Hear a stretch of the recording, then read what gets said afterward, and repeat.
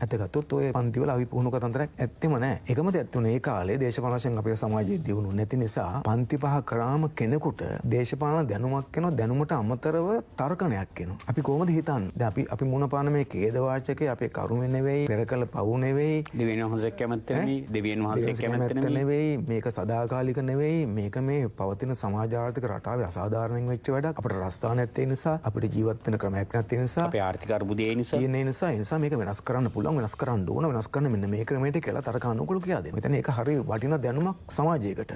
ඒ දැනුම ගත්තම තරුණයෙක්ට විශාල උද්‍යෝගයක් හැඟීමක් ඇති වෙනවා. තමන්ගේ ඉරණම තමන්ට වෙනස් කරන්න පුළුවන් කියලා ඇති වෙනවා. ඉරණමට ඔළුව පාත් කරගෙන යටත් වෙලා බලාපොරොත්තු ඇත් කරලා කරන්න දෙයක් නැති ලබවපන් කෙටන කියලා හිටපු තරුණයාට නෑ එහෙම නෙවෙයි අපිට අලුත් සමාජයක් හදන්න පුළුවන්. ඒක තර්කානුකූලයි, ඒක විද්‍යානුකූලයි. ඒ වෙනුවෙන් අපි එකතු වෙන්න ඕන කියන හැඟීම ධෛර්යය යන රටක් හදන්න ඒක ඕන. ඒක තමයි දුන්නේ. ඒ නිසා තමයි අර පන්ති පහ කරපුවාට මොකද්ද අමුතු ජවයක් තිබ්බා, විශ්වාසයක් හදන විශ්වාසයක් හදනවනේ විද්‍යානුකූල විශ්වාසයක්. නිකන් විශ්වාසයකුත් නෙමෙයි.